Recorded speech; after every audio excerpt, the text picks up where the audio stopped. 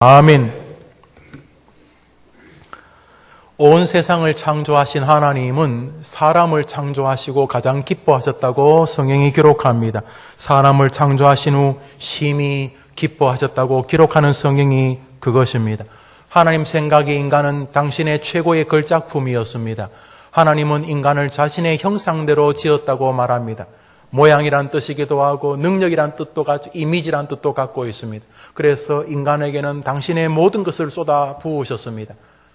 빛도 궁창도 하늘도 바다도 산천초목도 저 바다 다니는 고래 물고기 한 마리조차 인간이 통치하게 하셨습니다. 행성 항성 다시 말해 해와 별과 달도 인간의 통제를 받았습니다. 구약 시절에 해야 멈추어라 했을 때 해가 멈춘 장면이 있지 않습니까? 그러나 이 탁월한 인간에게 하나님이 자신의 능력과 자신의 지혜와 하나님만이 가지는 전능한 자유함을 허락하셨는데 사단은 이것을 시기하였습니다.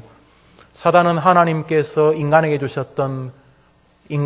주신 하나님의 능력을 파괴하고 싶었고 인간에게 주신 하나님의 지혜를 무너뜨리고 싶었고 무엇보다 인간에게 있는 이 모든 것에서의 풍요로운 자유함을 망가지게 하고 싶었습니다. 자유 말입니다. 우리가 원래는 자유자였습니다. 그런데 우리는 살면서 자유가 계속 속박당합니다. 목사님 이렇게 민주주의 시대에 우선 건강의 자유입니다. 질병은 여러분의 모든 자유를 훼손시킵니다. 질병이 걸리면 가고 싶은 곳을 못 갑니다. 하고 싶은 일도 못하게 됩니다. 늙음, 그냥 세월이 지나가서 몸만 이쪽으로 이동하는 게 아니면 서울서 목포를 갔다, 목포에서 부산을 갔다, 그냥 거리만 가는 게 아니라 가는데 며칠 걸렸다, 가는데 몇 개월이 걸렸다, 배를 타고 그냥 가는 것만이 아니라 가는 동안 사람은 늙습니다. 늙음은 우리에게 젊음이 가졌던 자유를 굉장히 속박합니다. 그 전에 달렸던 운동할 수 있는 그 체력이 그만큼 제한되어지죠. 무거운 것을 마음껏 들 수 있었던 내 건강의 어떤 자유로움이 훼손되어집니다. 가난도 그렇습니다. 인간관계도 마찬가지입니다. 사람하고 가까운 사람하고 긴장이 발생하면 내 마음의 평강의 자유가 부서집니다. 가령 병이 들면 맛있는 것을 이렇게 먹는 즐거움, 먹음의 즐거움, 식도락, 즐길락이죠. 맛있는 것을 먹는 것도 즐거움입니다. 그러나 몸이나 마음에 병이 생기면 맛있는 것을 먹는 자유가 사라집니다. 음식 맛이 없습니다. 어제도 투병중인 한 성도님을 신방을 했습니다. 많이 좋아지고 계시고 또 본인이 의지를 가지고 분명히 건강해질 것이라. 그러나 암이어서 적잖은 병입니다. 몸이 조금 이렇게 아무래도 좀 야위신 것을 봤습니다. 격려를 하는데 대화 중에 음식 맛이, 그렇죠. 항암 치료를 하니까 음식 맛이 조금 안 좋아지고 또는 음식을 보면은 그 즐겁던 음식이었는데 내가 좋아하던 음식인데도 불구하고 막 구토가 나려고 하고 그래요. 몸에 병이 생기면 삶의 즐거움에 모든 자유가 훼손이 되어집니다. 원래 안 그랬어요. 에덴 동산에서는 이런 거 없었어요. 괴롭고 힘들고 마음의 자유, 육체의 자유 이런 거 없었어요. 그러나 우리 인간이 사단의 이 강력한 도전에 의해서 그만 많은 것들이 훼손되거나 무너져 버리게 되었습니다. 하나님이 자신의 최고의 걸작품인 인간에게 주신 그 탁월한 하나님의 능력과 하나님의 지혜와 하나님의 자유를 무너뜨리는 방법으로 사단이 사용한 도구의 이름은 죄입니다. 사단은 죄라는 이 탁월한 무기를 통해서 하나님이 인간에게 주셨던 거의 모든 것들을 다 왜곡시키거나 무너뜨리거나 부수어 버렸습니다. 사단이 사용했던 죄의 그 첫 번째 뿌리는 한번 따라합시다. 하나님의 말씀을 무시하라. 하나님의 말씀을 무시하라가 사단이 인간에게 사용했던 첫 번째 무기이고 이후에 인간의 모든 죄는 바로 이 죄와 붙어 있습니다. 죄 종류가 많아요. 아마 여러분들이 죄라고 생각하는 걸 적어내라 그러면 보통 그 자리에서 수십 개 내지 수백 개를 적어낼 거예요. 도둑질, 이렇게 남을 해코지하는 이런 것들뿐만 아니라 성경은 미워하고 시기하는 것도 죄고 반대로 자기 스스로 침체하고 낙심하고 절망하는 것도 죄니까 거의 모든 것들이 다 죄지요. 우리 하나님은 살인하는 죄나 그 사람을 미워하는 죄가 같다고 그랬습니다. 그러니까 우리 하나님 앞에 인간은 벗어날 길이 없는 죄인이 될 것입니다. 그렇지만 이 다양한 이 죄들은 다 이렇게 나무의 잎사귀, 가지, 끝, 쪽에 파편들, 부스러기들입니다. 이 죄들의 뿌리로 올라가면 모든 죄는 여기서부터 출발합니다. 한번 따라할까요? 하나님의 말씀을 무시하라. 하나님께서 에덴 동산에서 모든 것을 인간에게 주었습니다. 정말로 탁월한 세계였습니다. 모든 것들이 인간의 통제 안에 있었습니다. 신나지 않습니까? 산천초목이 인간의 통제를 받았습니다. 하늘의 해와 달과 별이 이 인간의 통제를 받았다니 이 얼마나 놀라운 일입니까? 그런데 하나님이 오직 한 가지 동산 중앙에 선악을 알게 하는 나무 하나를 세우시고 말했습니다.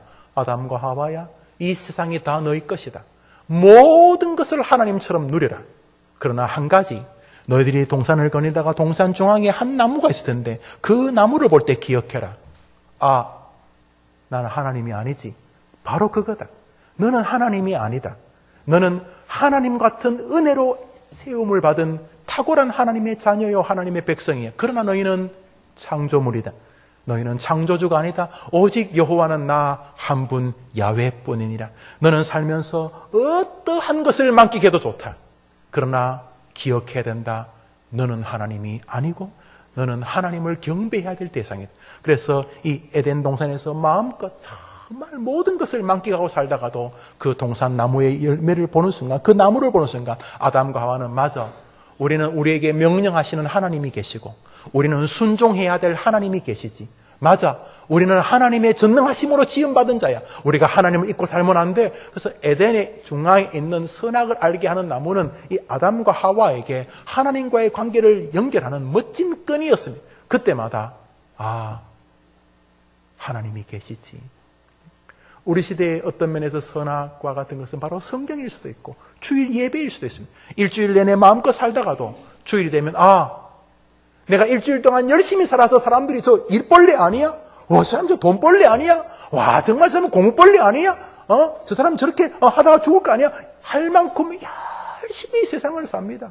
자네 좀 쉬어가면서 하게. 이 사람아, 아무리 돈 버는 것도 좋지만 말이지, 아무리 하기도 좋지만 이 사람아 좀 쉬어가면서 하라고. 이렇게 할 만큼 정말로 자기 길에 열심히 살지만 주일이 왔을 때 모든 사람들이 자네 어디 가나? 나 예배 드리러 가지. 아니 돈 벌러 안 가나? 여보게, 내 인생의 주인은 돈이 아니야. 하나님이야. 그래서 주일은 이 시대의 선악과입니다. 모든 마음껏 인생을 살다가도 주일은 내 것이 아니지. 일주일 내내 살면서 내 모든 시간은 하나님의 통제 아래 있는 것이야. 이런 것이.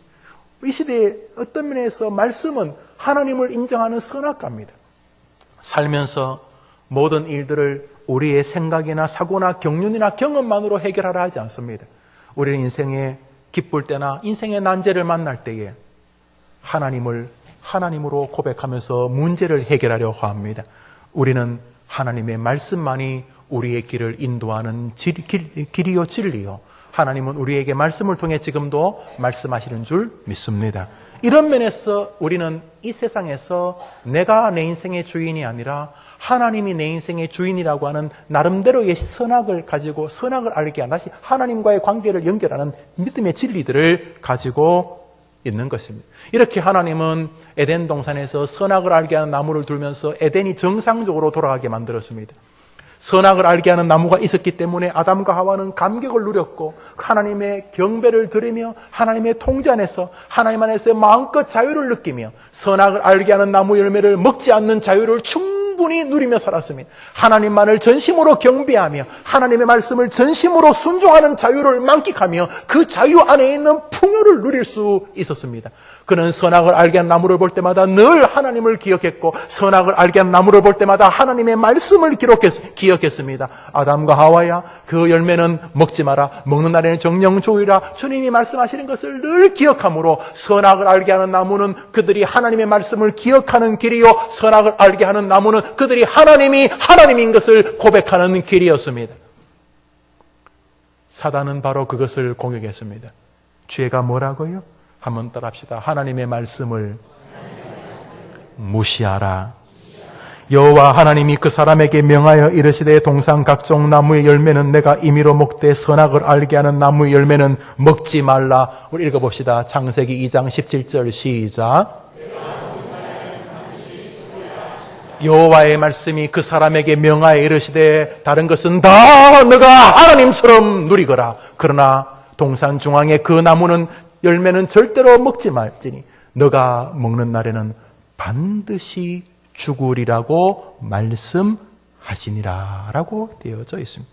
사단의 공격은 바로 저겁니다. 사단의 공격 포인트는 바로 저것입니다. 하나님의 말씀을 무시하라. 뱀으로 변장한 사단은 두 사람을 넘어뜨립니다.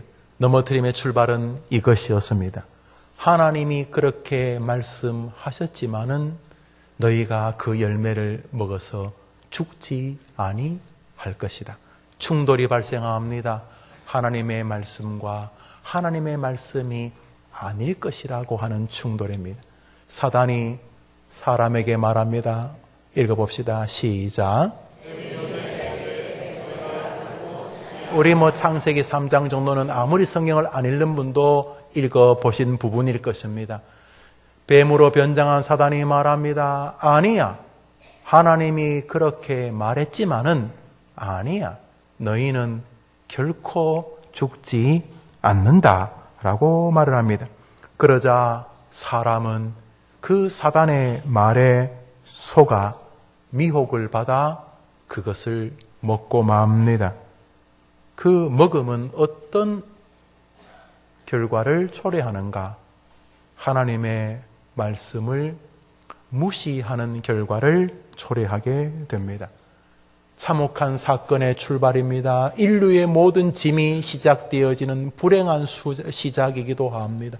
읽읍시다. 시작. 자기와 함께 먹지 말라 정령 죽으리라 하셨던 말씀이 먹음으로 인하여 무시되어지게 되었습니다. 그 결과 아담과 하와는 하나님과의 모든 복된 관계가 부서집니다. 인간에게 주셨던 그 신적인 능력이 많이 훼손되었습니다. 하나님이 주신 그 탁월한 신적인 지혜가 사라지거나 왜곡, 변질되게 되었습니다. 무엇보다 하나님이 주신 그 신적인 자유가 거의 다 훼손되었습니다. 늙음 따위에 우리의 자유가 훼손되고 마음의 상처 따위에 우리의 자유가 부서지게 되었습니다. 작은 상처 하나가, 작은 뼈 하나 부러지는 것이 우리의 거의 모든 자유를 다 훼손할 만큼 우리에게 주신 신적인 자유는 망가지고 말았습니다. 죄가 들어온 것입니다. 결국 하나님이 말씀하신 대로 정령 죽게 되었습니다. 하나님의 말씀을 무시하는 것을 죄라고 부릅니다. 하마르티아라고 하는 원어는 화살을 관역에서 벗어나게 날아가게 되었다는 뜻입니다. 하나님의 관역인 말씀에서 벗어나는 것. 다시 말해 하나님의 말씀을 무시하는 것을 성경은 죄라고 말합니다. 성경에 나오는 수많은 죄들이 죄인 이유는 하나님의 말씀을 거역했기 때문인 것입니다. 그리하여 인류에 죄가 들어오게 되었습니다. 문제는 아담과 하와가 지은 죄의 참혹한 결과에 관한 것입니다. 우리 성경 말씀 로마서 3장 23절 오늘 본문이죠. 우리 읽읍시다. 시작.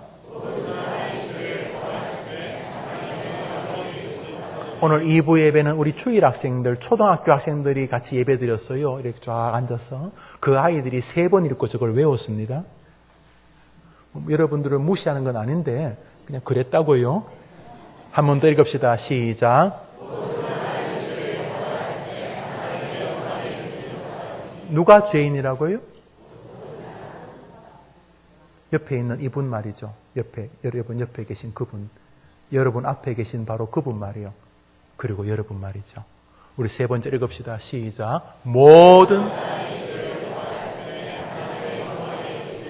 우리 끄고 한번 읽어봅시다. 끄고 시작. 모든 사람이 죄를 범하였음에 하나님의 영광에 그렇죠. 모든 사람이. 여기 우리 의문이 발생합니다. 아담과 하와가 죄를 지었다는 건 성경이 그렇게 말하니까 이해되는데 내가 무슨 죄를 지었다는 거예요? 제가 그래도 법 없이 살아도 될 사람이에요. 제가요. 제 별명이 걸어다니는 윤리선생입니다. 제가요. 이런 분이 계실 수 있을지 모르겠어요. 한 번도 남의 것을 뺏거나 훔치거나 혹은 남을 미워하거나 시기하거나 혹은 하나님 앞에 큰 죄인 낙심하거나 낙담하는 일이 한 번도 없은 분들이 계시죠? 없을 겁니다. 그러나 그런 사람 있다고 칩시다.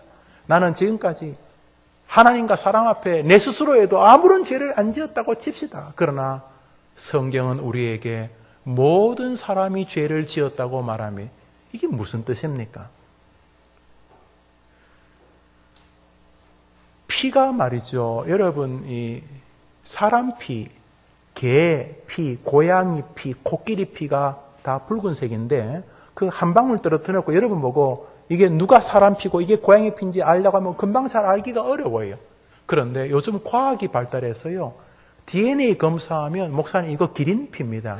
이거 사람 피 같지만 이거 개 피입니다. 이거 고릴라 피고 이건 오랑우탄 피고 이거 염소 피고 이거 양 피고 이건 소 피고 이거는 한우 피고 이거는 저 서양 피. 한우 반대는 뭐죠? 수입소. 이건 수입소 피입니다. 1초 만에. 그래서 한우집 가게에 우리 집 한우가 아니면 3대가 망한다는데 조사하니까 한우 안 해요. 뭐 되는지 모르겠습니다. 그래서 가네요. DNA 검사하면 조사하면요. 이 사람하고 이 사람하고 아버지와 아들이든 형제와 형제든 아니면 삼촌과 여튼간에 이 사람하고 이 사람하고는 분명히 한 가족이나 친척입니다. 99.9999%가 이 둘은 같은 사람입니다. DNA 조사하면 거의 다 알아요. 요즘은 뭐 거의 100% 확실하다고 그래요. 여러분, 가끔 병원에 가면 그런 말 하지 않습니까? 혹시 가족력이 있습니까? 예, 우리 아버님이 그 병원으로 돌아가셨어요. 그러시구만요. 뭐 꼭 가족력이 100% 따라간다고 말하기는 어렵지만은 남들보다 한 6배, 7배가 많을 가능성은 큽니다. 지금 바로 선생님의 문제가 생기는 부위가 바로 아버님의 그 부위와 같습니다. 이런 말 많이 들어보셨을 거예요. 당뇨병도요, 부모가 있으면 자식들에게 대부분 나타날 가능성이 크다고 합니다. 유전 말이죠. 성경은 말합니다. 한 사람이 죄를 범하였음에 모든 사람이 죄를 범한 것이다. 우리에게는 여러분이 인정하든 인정하든 안 하든 아담과 하와의 하나님을 거역했던 그 죄의 DNA가 흐르고 있습니다. 인류의 조상에서부터 그냥 흐르는 거예요. 뭐 나면서부터 아버지 당뇨병 물려받고 싶지 않아요. 나면서부터 아버지의 뭐 간이 약하고 아버지 어디가 약하고 아버지 어떤 부분이 뭐 약하고 그런 거 담고 싶지 않아요. 아무것도 안 담고 이거는 나보니까 그냥 내 안에 아버지의 그 DNA가 흐르는 것처럼 하나님은 말합니다. 모든 인간이 그 첫 하나님의 창조물인 사람의 후손들인 모든 인간이 너희가 원하든 원하지 않든 너희들의 영혼과 너희들의 심령과 너희들의 생각과 너희들의 말투와 너희의 손길 안에 너희의 지성 안에 너희의 감정 안에 너희의 행하는 인간관계 안에 너희들 안에는 죄의 DNA가 흐르고 있다라고 성경은 말하고 있습니다. 그것이 바로 모든 사람이 죄를 범했다는 것입니다. 물론 예수님 안 믿는 사람이 오리진 신이라고 부르니 원죄를 인정하지 않아요. 왜? 아담과 하와가 지은 게 왜 나한테 무슨 상관이에요? 그들이 그렇게 말해도 성경은 말합니다. 모든 사람에게는 죄의 DNA가 있다. 성경은 무조건 진실이지만 성경이 아니어도 여러분 아실 거예요. 자녀들에게 죄 안 가르쳐도 희한하게 죄를 짓습니다. 자녀들을 죄 없이 키워보려고 노력했지만 놀랍게 거짓말을 합니다. 부모들은 그때마다 안타깝죠. 부모들은 보면 압니다. 척 보면 알죠. 자식이 거짓말을 하려고 하는지, 거짓말 시동을 걸려고 하는지 느낌이 와요. 그냥 알아요. 그냥 알지요. 나쁜 부모님들은 모르겠지만 그냥 알아요. 자식은 석박사고 부모님은 초등학교밖에 안 나와도 그냥 알아요. 그냥 알아요. 여러분 자식들한테 2박 3일로 거짓말하는 기술을 가르친 적 있어요? 저절로 죄에 대해서는 가르칠 것도 없어요. 우리에게는 그냥 흐르고 있는 거예요. 아마 예수님 안 믿는 사람도 이것은 동의할 거예요. 인간에게는 죄의 DNA가 있어요. 그래서 모든 사람이 죄를 지었어요. 그 결과 인간에게는 죽음이 들어오게 되었어요. 성경 말씀 읽읍시다. 시작. 사랑하는 여러분, 성경이 가끔 바뀔 수 있는 무슨 그런 헌법이라면 이해가 돼요. 헌법은 또 바뀌어지잖아요. 그죠? 그러나 성경은 세상이 멸망해도 1.1핵도 변하지 않는다고 말했습니다. 그러므로 죽습니다. 모든 인간은 암으로 죽고 교통사고로 죽고 늙어서 죽는 것처럼 보이지만 아니올시다. 그것은 그냥 보여지는 것이고 사람이 죽는 원래의 이유는 죄 때문이었습니다. 지금도 마찬가지입니다. 사람은 육신만 죽지 않고 개, 돼지는 이 땅에서만 죽지만 사람은 이 땅에서만 안 죽습니다. 사람에게만 있는 신적인 능력이 하나 있습니다. 일명 영혼이라고 부르는 것입니다.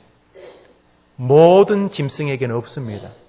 오직 성경은 인간에게만 주었다 그랬습니다. 그래서 여러분이 보시면 모든 짐승과 인간이 다른 것을 아실 것입니다.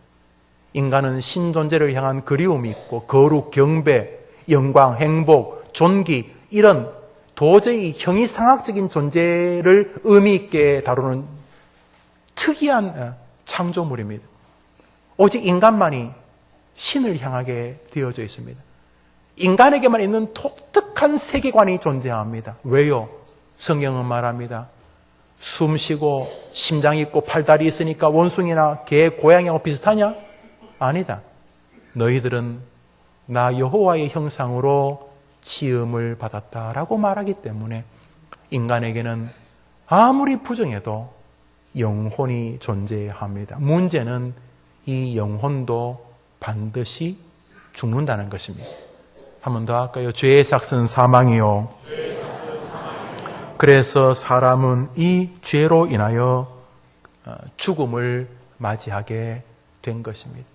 결국 인간은 나면서부터 죽어가는 과정입니다. 어릴 때 애가 태어나서 예쁘고도 하지만 그 아이들이 사실은 어미의 젖을 무는 순간부터 그 아이가 이 땅에 태어나는 그 순간부터 애는 하나님의 말씀대로 죽어가기 시작합니다. 유아 때 죽든 열심히 공부를 하든 중고등학교 때 죽든 군대 가서 지뢰를 밟아 죽든 30대 40대 운전하다 죽든 80에 90에 죽든 사람은 나면서부터 죽어가는 일직선에 서 있습니다. 왜냐하면 죄의 삭은 사망이고 모든 사람은 죄인이라고 성경이 말하기 때문입니다. 그래서 세상에서 벌어지는 모든 것은 바로 이 시체 썩는 냄새입니다. 미움, 시기, 사기, 등치고 미워하고 욕하고 또 좌절하고 절망하고 교만하고 자랑하고 무시하고 이런 것들이 다 악취나는 냄새, 무슨 냄새? 시체 썩는 냄새입니다.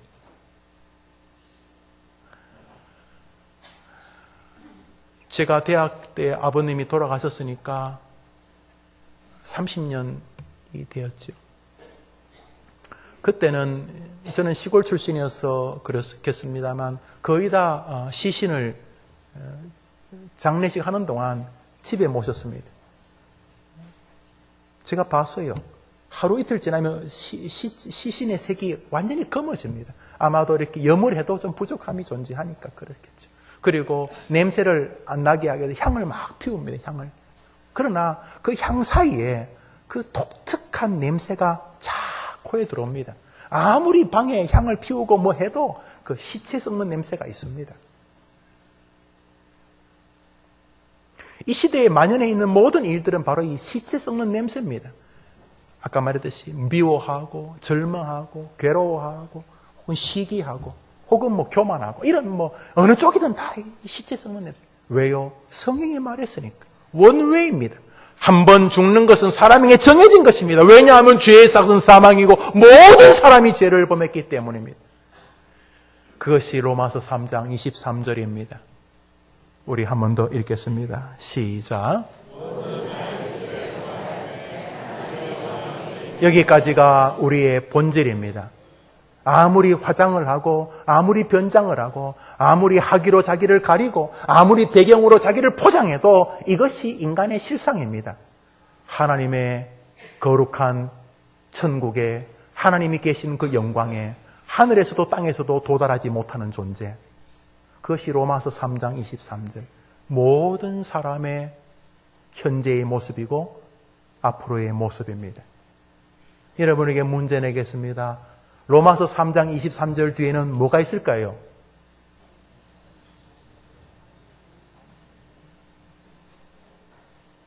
한번 따라합시다. 23절 뒤에는 24절이 있다.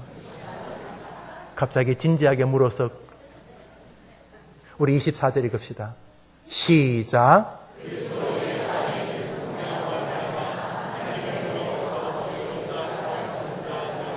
할렐루야! 23절까지는 자욱한 안개입니다. 뭐쩌라고 그러면 나면서부터 죄인이고 죽고 사는 것도 죽음의 악취가 풍기고 죽은 다음에는 더 끔찍한 저주가 영원토록 기다리는 두 번째 죽음이 기다리면 나보고 어떡하란 말인가. 그 23절입니다. 그러나 24절. 그러나 하나님께서 그리스도 예수 안에서 속량하심으로 말미암아 우리를 의롭다 하시는 길이 열리게 되었다는 것입니다. 저 속량이라는 말은 노예를 돈 주고 사는 것입니다. 그래서 풀어주는 것입니다. 옛날에는 전쟁에 지면은 노예가 되거나 돈을 못 갚으면 노예가 되기도 했습니다. 노예가 돼서 남의 집에서 막 일하는데 그 사람이 너무 불쌍해서 어느 사람이 왔습니다. 친구입니다. 자네가 왜 이러나? 목에 개줄이 끌리고 두드려 맞으면서 농사를 짓거나 아니면 주인에게 일을 하고 있습니다. 주인에게 말합니다. 저 사람 내게 파시오. 무슨 소리요? 내가 샀어. 얼마요? 저거 말도 잘 듣고 말도 잘 통하고 또 눈치도 빨라서 다른 종보다 굉장히 비싸요. 안 팝니다. 당신 이 얼마나 안 파다니까. 얼마 집 열채값을 내면 팔겠어. 줘서 내가 집을 열채값을 지금 줄 테니까 이 종을 내게 주시오. 저게 뭐 대단하다고. 여기 저 종보다 더 싱싱하고 젊은 종들 많으니까 데려가시오. 아니요, 난 저 종이 필요하오. 그러면 집 열채값을 지금 내시오. 좋습니다. 집 열채값을 지금 낼 테니까 저 종을 집 열채값을 주고 그 종을 사가지고 옵니다. 그리고는 사는 날 착고를 다 풀어주고 서류를 만들어서 자유자가 되게 해주는 것이 속량입니다. 우리는 나면서부터 죄의 DNA가 그러니까 죄에 붙잡혀 있었습니다. 죄의 노예. 또 사단이 우리를 가지고 노니까 사단의 노예. 아까 말했듯이 자유가 없죠. 아프면 침체하고, 누가 속썩이면 마음에 괴롭고, 모든 하나님 앞에서 자유가 다 죄에 꽉 묵혀 있었는데, 예수 그리스도가 이 땅에 오셔서 자신이 가진 전부를 값으로 주고, 여러분을 사가지고, 죄와 저주와 심판과 죽음에서 풀어주시게 되었기에 여기 여러분이 와 있는 줄 믿습니다. 오늘 이것을 주일 학생들하고 아침에 설교를 했습니다. 성경은 이렇게 말합니다. 모든 사람이 죄를 범하였음에 하나님 영광에 이르지 못하더니 그리스도 예수 안에 있는 속량으로 말미암아 자유케 하여 주셨느니라. 한 믿으면 아멘 해보시죠. 한 번 더 합시다. 예수 따라합시다. 예수 그리스도로 말미암아 속량을 얻었느니라. 풀려남을 얻었느니라. 믿으면 아멘 해보십시오. 우리 로마서 3장 26절 아까 읽었던 건 23절 24절이죠. 우리 이제 25절 건너뛰고 26절 읽습니다. 시작. 예수 믿는 자를 그렇게 죄 많은 인생을 죄인이라고 부르면 죄에서 벗어난 자를 무슨 사람이라고 부를까요? 의인. 어떻게 죄인이 의롭게 되어집니까? 읽읍시다. 시작.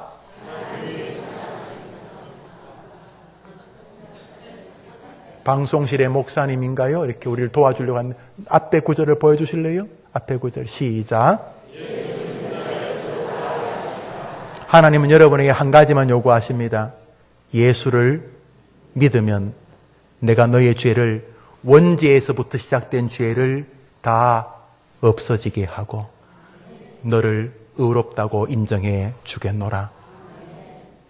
하나님 여러분에게 뭘 원하신다고요? 예수를. 어떤 사람은 교회를 다녀요. 30년째 다녀요. 30년째. 근데 그 사람은 예수 안 믿어요.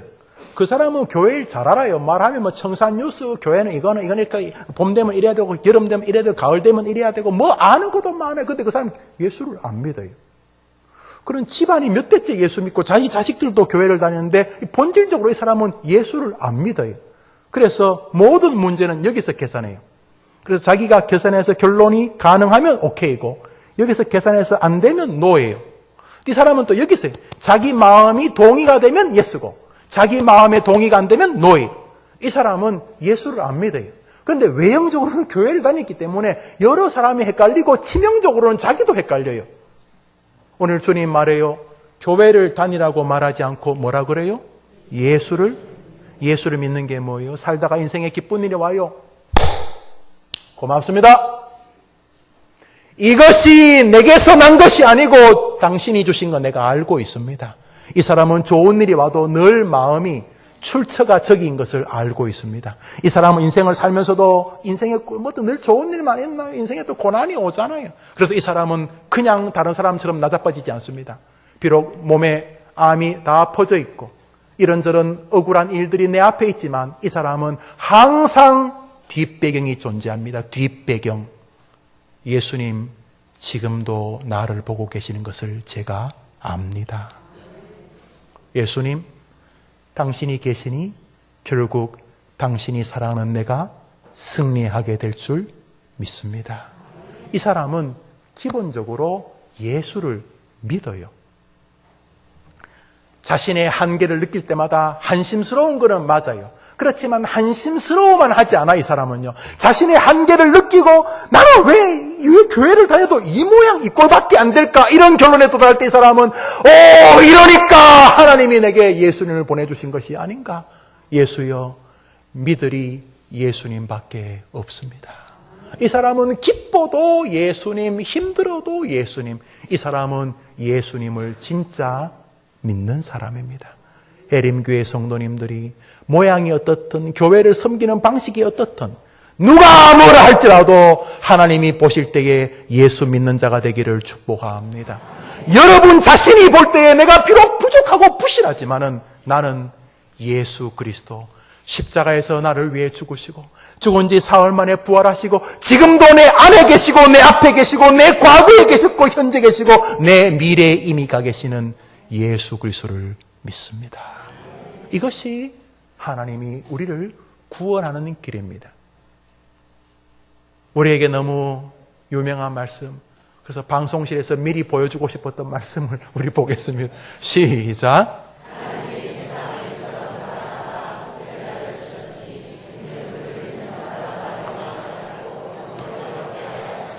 여러분, 제가 방송에, 제가 이렇게 화면에 뭐 영상 보여주고 이런 걸 별로 좋아하지 않는 목사예요. 물론 그게 나쁘다고 하긴 어렵지만은 자꾸 그런데 물들게 되면 우리가 자꾸 감각적이 되고 또 목사는 또 더 감동적인 걸 뭐 영상을 찾으려고 그러고 하는데 제가 볼 때 2000년 교회사에서 하나님이 별로 안 기뻐하실 수 있다 생각을 해요. 그래서 제가 영상을 거의 특별한 일이 아니면 안 하죠. 그래서 성경도 하는 이유는 한 가지입니다. 여러분, 제가 이렇게 성경을 여러 번 찾으면 좋아요. 이렇게 찾으면. 근데 저렇게 하는 이유는 딱 한 가지입니다. 뭘까요? 설교 시간을 줄여보려고.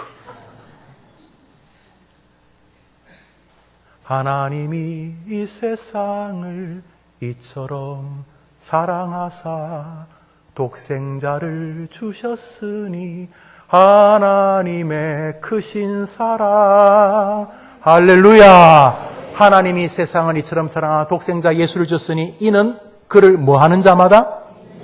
뭐 하는 자마다? 저기 오직 조건을 한 가지만 요청하고 계십니다. 그러므로 하나님이 주신 은혜 안에서 하나님 아들 예수 그리스도를 믿을 때 여러분에게 멸망치 않고 모든 죄의 삭은 사라지고 영생이 다가오게 되는 줄 믿으시기를 바랍니다. 한번 아멘 해보세요. 한번 더 합시다. 나는 예수님을 믿습니다. 나는 교회를 다니지만 교회만 다니지 않고 예수님을 믿습니다. 여러분의 자식들도 그렇게 되기를 축복합니다. 우리 성경 말씀 읽읍시다. 시작. 믿으면 크게 아멘 하십시오. 한 번 더 크게 아멘. 예수를 믿는 자는 심판을 받지 아니할 것이요. 우리는 저 말씀을 무시하지 않습니다. 만일 예수를 믿으면서도 지옥 갈 걸 두려워하면 여러분은 이상한 방식의 범죄인들입니다. 똑같이 하나님의 말씀을 무시하는 것이니까요. 선악을 알게 하는 열매를 먹지 말라는 말을 무시하는 것이거나 예수 믿은 자에게는 영생이 있다는 말을 무시하는 똑같은 거 아닙니까?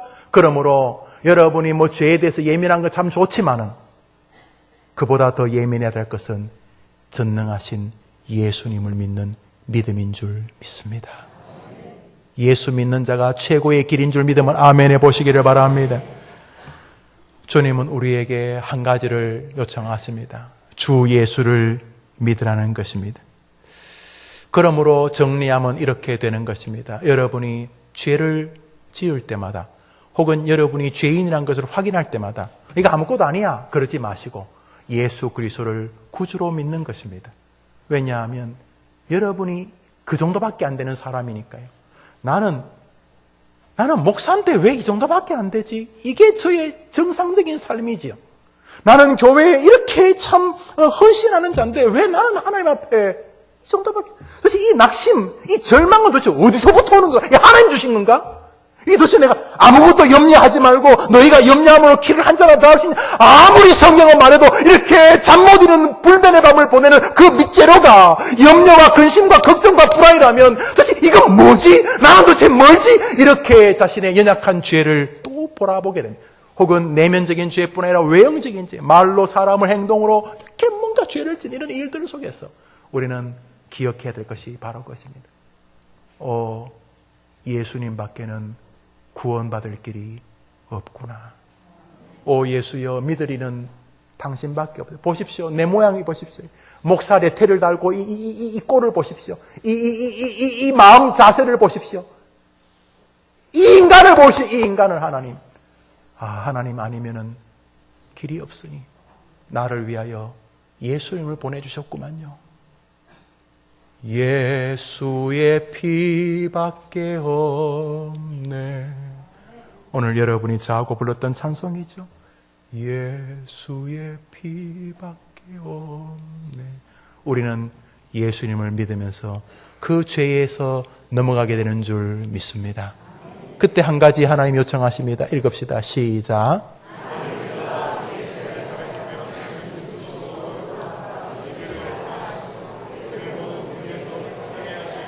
믿보다는 말은 사랑이 많다는 것이 만일 우리가 또다시 자신의 죄를 볼 때마다 나는 왜 이 정도인가 이러면은 그때마다 예수님 저는 정말 이 정도밖에 안 되는구나. 여전히 싸우려고 하지만은 번번이 내 안에 이런 낙심이나 불이나 죄악들이 나타납니다. 주님 그러기에 내게는 예수님이 오늘도 필요합니다. 오 예수여 당신만이 나의 유일한 구원의 길이십니다. 라고 고백하는 해림의 가족들 되기를 축복합니다. 말씀을 마무리하면서 사단은 지금도 여러분을 유혹합니다. 뱀으로 변장해서. 그 옛날은 사단이 뱀의 모양으로 여러분들을 하나님의 말씀을 무시하게 만들어 여러분을 파괴하려고 했다면 우리 시대에 여러분을 파괴하려고 하는 것은 바로 이단입니다. 사단은 아담과 하와를 미혹했죠. 속였습니다. 지금 여러분을 속이는 자는 이단들입니다. 똑같은 방식입니다. 에덴 동산에서 여러분을 속였던 이단, 같은 사단. 우리 시대 여러분을 끊임없이 속이려는 악한 사단, 이단들. 그들은 여전히 동일한 짓을 합니다. 미혹, 바로 속이는 것입니다. 성경 말씀 읽어봅시다. 시작.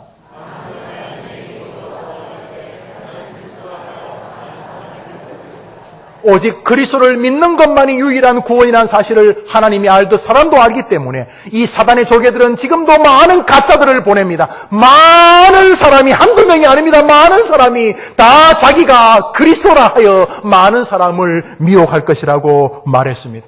여러분, 자기 혼자 돌아다니면서 자기가 예수님이라고 말하는 것은 어떡하겠어요? 어떡하겠어요? 어떤 정신병원에서 A가 자기가 예수님이라니까 B가 그 예수님이라는 사람을 막 두드려 패는 거예요. 네가 내 직위를 뺏었다고. 그러니까 C가 와서 둘을 말리면서 이놈들아 내가 언제 너를 예수로 임명했냐고 또 그렇게 또 싸워가지고 3명이 싸웠다 뭐 그런 이야기가 우스갯소리였습니다. 우리 시대 한두 명이 아닙니다. 우리나라에도 최소한 공식적으로 18명의 예수님이 계시고 21분의 하나님이 계시다고 합니다. 21분이란 말도 그렇고 하여튼 그런 사람이 자기가 예수님이라 하는 거 뭐 어떡하겠어요? 자기 집에서 자기가 나 예수님이다. 여보 나 예수님이야. 이러고 어떡하겠어요? 얘들아 내가 예수님이다 하는 거 할아버지 어떡하지? 산에 가서 자기 혼자 그러면 관계없는데 문제는 그런 것들이 하나님의 사람을 미혹한다는 것입니다.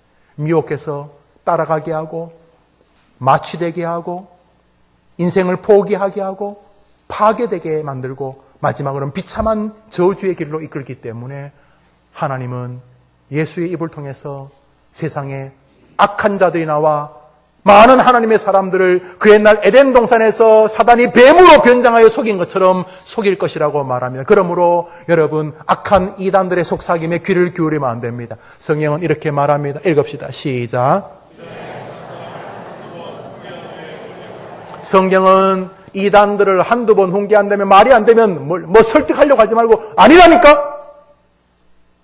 하나님만이 진리고 그리스도만이 구원자지 무슨 철장 권세 받은 자 새감람나무 다 가짜들이야. 예수 그리스도밖에는 길이 없어. 이러면서 한두 번 권면하고 훈계한 다음에 멀리 하라 그랬습니다. 성경은 이단들은 집에 들이지도 말라 그랬습니다. 성경이 얼마나 사랑이 많은 종교입니까? 원수가 뺨을 때리면 오른뺨도 왼뺨도 돌려야 되고 오리를 가자면 십리를 가는 거 아닙니까? 그래도 이단에 대해서만큼은 조금도 사랑과 권명과 용서를 주라고 말한 적이 없습니다. 이단 하이레시스, 우리나라는 다를 이자에 끈따자로 씁니다만 아름다운 즐거운, 충분히 이해는 되지만 아름다운 오역이 되겠죠? 끝이 다르다. 그렇죠. 이단은 끝에 지옥 가니까. 그러나 원래 이단이란 말은 베드로의 말에 의하면 하이레시스는 뭐냐 하면 분파, 분열시키는 자, 쪼개는 자, 분리시키는 자, 분파를 만드는 자 이런 뜻입니다. 이 이단은 들어오면 먼저 그 성도와 예수님 사이를 분리시킵니다. 교회와 그 사람을 특별히 그 자신의 담임 목사와 여러분 앞에 보면 신천지 이단설 하는데 제일 첫 번째가 뭡니까? 너희 목사 이상하지? 이렇게 말하게. 왜 그러냐 하면 교인들이 자신의 목사와 이렇게 문제가 생기면 그 다음부터 신앙생활은 다 뒤죽박죽입니다. 여러분의 목사와 사이가 뒤틀어지고 믿음 생활 잘하는 사람 본 적이 있습니까? 불가능합니다. 그 다음에 성도와 성도 사이를 이간질합니다. 말 그대로 하이레시스입니다. 분리하는 자, 분파를 만드는. 이단은 성도들을 신앙에서 자꾸 분열시킵니다. 가짜 교리를 가르치다가 사람이 이상하게 그건 아니고 그렇지 좋은 거 많지 좋은 거 좋기도 하지 좋은 분이시긴 해 또 이래 또 밀고 당기고 하면서 결국 어느 시점 무르익어가면은 자기들의 본 모습을 드러내고 제3자로 데려가고 새로운 세계로 몰입시키려고 합니다. 한국교회에 수많은 이단들이 왔다가 사라지고 그랬습니다. 작금 12년 동안 한국교회 가장 맹위를 떨치고 있는 이단은 일명 신천지라 불리우는 것입니다. 이미 정부에서도 혹은 우리 교단에서도 이 이단을 이단으로 규정을 하였습니다. 한 사람을 교주로 그를 보혜사, 이긴 자, 구원자로 부르는 이 이단들.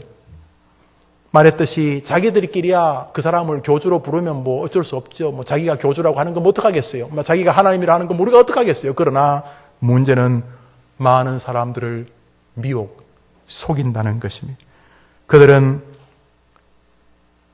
불신자들을 자기들에게로 끌어들인 것이 목표가 아닙니다. 그들은 개성 교회를 파괴하는 것이 목적입니다. 그들은 교회에다 일명 위장된 신자, 추수꾼이라는 사람을 보냅니다. 여기도 몇 분이 앉아 계신지도 모르겠습니다. 교회를 교묘하게 분열시킵니다. 우리 교단, 우리 합동측, 우리 노회 안에 있던 한 교회는 안수 집사님, 권사님이 그 사람들의 거기에 들어온 지가 오래 수년이 된 것입니다. 그들은 인근 지역으로 최근에 이사를 왔다면서 교회에 접근합니다. 그래서 때로는 6개월, 짧아도 6개월, 길게는 4년, 5년간 그 교회에 정기적으로 나가면서 교회의 중요한 직책의 자리를 차지하기도 합니다. 집사님, 권사님, 혹은 어떤 교회는 여전도사님이 이단이기도 했습니다.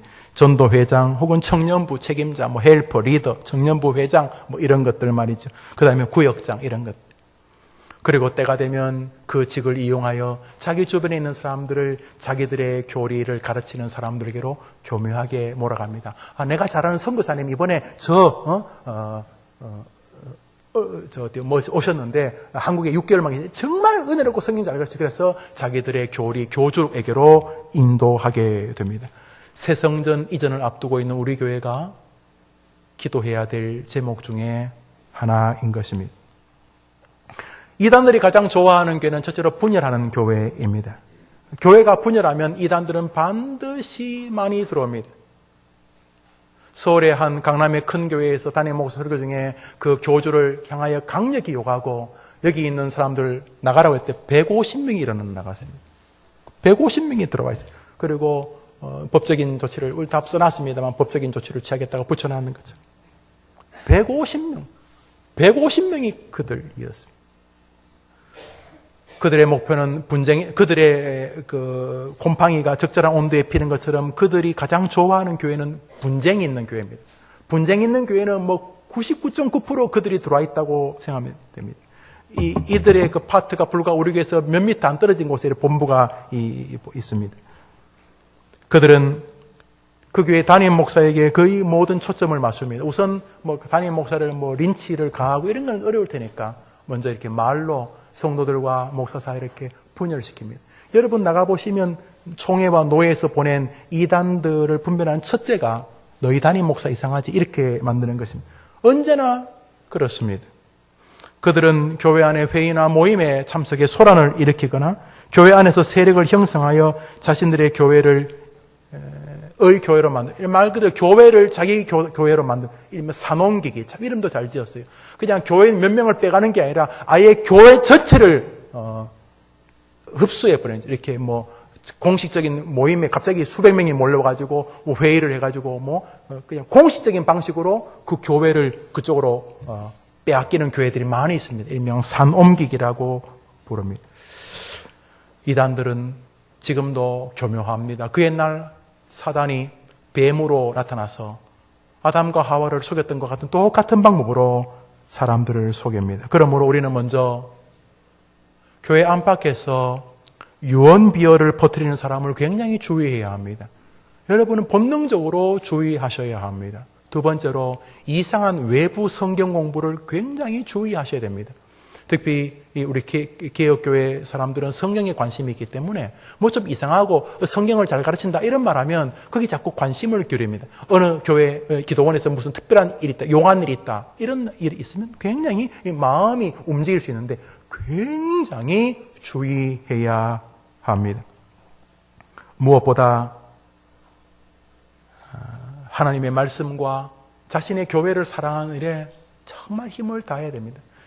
사랑하면은 그 사이에 온기가 있어서 이렇게 불순물들이 좀 덜 낍니다. 그런데 주님을 사랑하고 특별히 이 말씀을 사랑하고 또 자신의 이 교회를 사랑하는 마음이 뜨거우면 거기 웬만한 불순물들이 못 나옵니다. 신천지에서 나온 자료입니다.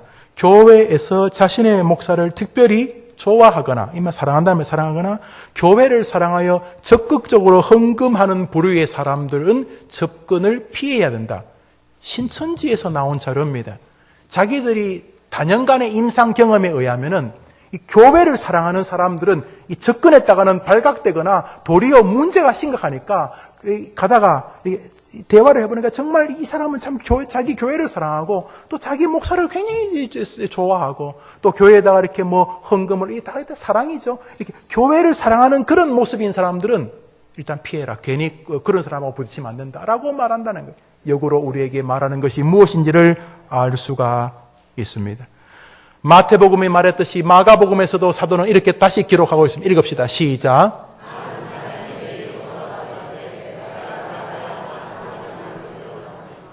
사랑하는 여러분, 이단에 대해서 너무 여유로우시면 안 됩니다. 제가 젊을 때 이단에 관심이 많아서 참 많이 쫓아다녔습니다. 자료도 많고 관심도 많고 지금도 그래요. 지금 오늘 설교를 하는 것은 총회가 1년에 한 번 이상씩 자신의 교회에 이단을 설교하라고 지도했기 때문에 일단 제가 순종을 합니다. 그리고 우리 주일 학생들도 필요하기 때문에. 여러분, 이단에 자유로울 사람 없어요. 여러분, 사단과 싸워 이길 수 있습니까? 못 이깁니다. 금식기도 하면 이깁니까? 못 이깁니다. 예수님 밖에는 거의 못 이길 것입니다. 사단이 예수님에게도 거의 승리한 것처럼 보입니다. 죽이고 제자들에게 팔리게 하고 막 그러지 않습니까? 그러므로 이단이 그냥 뭐 이상한 정신 나간 사람이라고 생각하시면 안 됩니다. 여러분, 통일교회 문선명 밑에 있던 박보희 같은 다 서울대 출신들입니다. 정명석이야 초등학교밖에 안 남았죠. JMS 그 밑에 있는 사람들은 대부분 다 우리나라 최고 학부 출신들입니다. 그러므로 뭐 공부를 최고 학부를 나왔다 그게 문제가 아니라 영적인 문제입니다. 여러분 자식이 아주 잘 교회를 다니고 혹은 열심히 학교를 다니고 이단에 빠지면 수습이 불가능합니다. 수습이. 왜냐하면 이단은 영적인 문제이기 때문에 그런 것입니다. 얼마나 사랑이 많은 종교입니까? 그런데도 이단은 집에도 들이지 말고 한두 번 말해보고 안 되면 쫓아내라 그랬습니다. 그러므로 우리가 이번 한 주간 살면서 예수 그리스도를 온전히 붙잡을 뿐만 아니라 이단에 대해서 경고하시는 주님의 마음을 사랑으로 알아서 비정상적인 곳에 여러분의 마음을 담아주지 않는 것, 그것이 또한 하나님을 향한 사랑인 줄 믿습니다. 이번 한 주간도 마귀들, 이 못됐고 더러운 것들 여러분을 하나님의 사랑에서 벗어나게 하고 우리 미사로 지어지는 교회에서 멋지게 자신과 많은 사람들에게 은혜를 끼칠 여러분들을 무너뜨리려고 하는 그런 이단들에게서 여러분이 이번 한 주간도 멋지게 승리하게 되기를 주의 이름으로 축원합니다. 우리 찬송 한 장 합시다.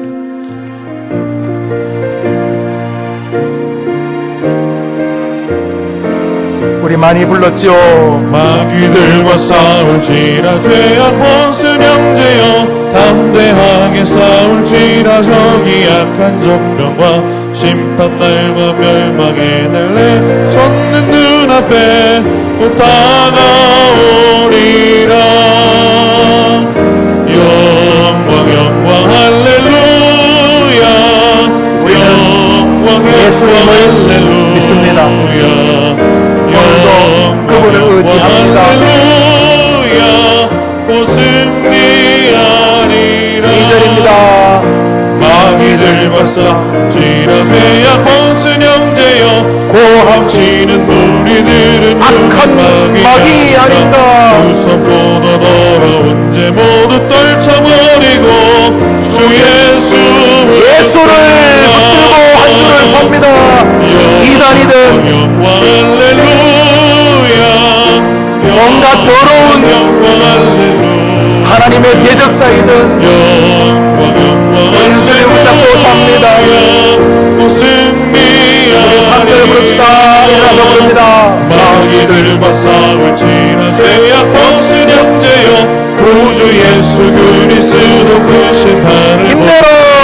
너를 도와주시니 우리를 도와주시려고 우리 예수님 부르시니 이번 한 주간도 이단에 빠지는 일 없고 영광 할렐루야. 영광 할렐루야. 영광 할렐루야. 곧 승리하리라. 할렐루야. 우리 1분만 기도합시다. 다 눈을 감으시죠. 마귀가 아직까지 안 죽었습니다. 그놈 마지막 심판 때까지 주님이 이 땅에 두신다고 하셨습니다. 우리가 다 이해는 못합니다. 그러나 분명한 것은 마귀가 지금도 우리를 시험한다는 것입니다. 시험의 내용은 딱 한 가지입니다. 하나님의 말씀을 무시하라. 이 사람은 무슨 어떻게 성경 말씀대로 하나님의 말씀을 무시하라. 오늘 주님은 말씀하십니다. 나는 너희 한계를 안다. 그러므로 예수 그리스도를 너에게 보내주마. 예수를 의지해라. 예수를 믿으라. 그러면 우리 다른 것 다 부족해도 한 가지는 무시하지 맙시다. 한번 따라합시다. 주님, 제가 이번 한 주 살아가는 동안 예수님을 의지하겠습니다. 이 제목으로 기도합니다. 그렇게 해달라고. 의지하는 사람이 되게 해달라고. 두 번째로, 나와 내 자녀들과 내 후손의 후손들까지 우리 집안에 이단에 빠지는 자 한 명도 없도록 도와달라고 기도합니다. 우리 두 가지로 기도합시다. 하나님 아버지, 이번 한 주간 우리가 예수님을 의지하겠습니다. 오직 하나님은 우리가 교회를 다니는 것으로 끝나지 말고 예수님을 믿기를 원하셨으니 이번 한 주간도 무엇을 하든지 어디에 있든지 그리스도 예수 안에 있는 능력과 그리스도 예수를 믿는 자에게 의롭게 하시는 하나님의 말씀을 온전히 믿고 예수 믿는 자를 의롭다 하시고 예수 믿는 자를 심판을 받지 않게 하신다는 말씀대로 이번 한 주간도 내 힘만으로 살지 말고 예수님의 힘을 의지하며 살게 하옵소서. 예수님만을 의지 않을 수 있도록 믿음을 주시옵시고 낙심과 괴로움이 올 때마다 교만할 때마다 다시 예수 그리스도를 의지하는 주의 백성들이 되게 해 주시옵소서. 하나님 아버지, 우리 해림의 성도들 가운데 3대, 4대, 5대, 1000대까지 이단에 빠지는 자가 없는 성도들의 가정과 교회가 되게 해 주옵소서. 하나님 아버지, 이번 한 주간 또 우리에게 길을 여셨으니 감사합니다. 하나님 여전히 살아계시고 사단 그 나쁜 놈도 여전히 존재하고 있고 그것은 변함없이 성실하게 우리를 넘어뜨리려고 하는 것을 알고 있으니 이번 한 주간도 하나님의 말씀을 기억하며 예수 그리스도를 의지하는 주간이 되게 해 주시옵소서. 나는 예수님을 믿습니다 라고 스스로 고백하고 하나님이 저 녀석이 나를 믿는구나 인정하실 만큼 예수님을 믿는 믿음으로 생활하게 하여 주시옵소서. 그 옛날 에덴 동산에서 그 악한 사단이 했던 그 짓, 하나님의 사람을 미혹하고 속이는 걸 지금도 이단들이 하고 있습니다. 하나님 아버지, 한국에 약 80만 가까이로 추정된다는 이단과 이단에 빠진 사람들이 있는데 주님, 10분의 1에 육박하는 사람들입니다. 주여, 우리 해림교회 성도들 가운데 이단에 빠진 자 없게 하여 주옵시고 저들의 자녀들의 자녀들까지 부디 영적인 일을 농담처럼 우습게 여기다가 교회는커녕 교회도 나오지 않던 아이들이 이단에 빠지는 일이 절대로 발생하지 않도록 하나님이 은혜를 베풀어 주시옵시고 정기적으로 부모님들이 아이들의 신앙을 점검하며 올바른 교회에서 믿음 생활하도록 도와주시고 바른 설교를 들으며 살아가게 하여 주시옵소서.